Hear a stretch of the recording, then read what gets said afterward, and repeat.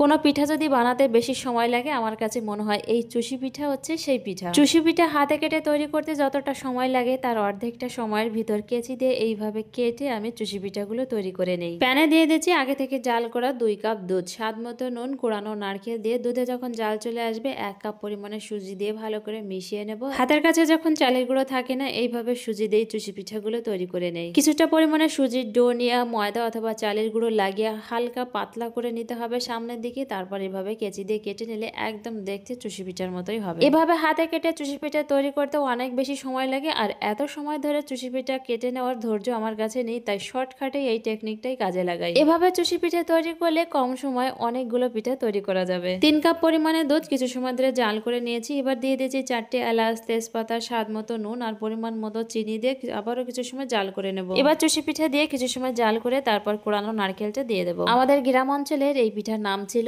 ছড়া পিঠা। তবে এই পিঠাগুলো চুষি পিঠা বা সিমাই পিঠা নামে পরিচিত। আপনাদের আঞ্চলিক ভাষায় এটাকে কি বলে অবশ্যই জানাবেন।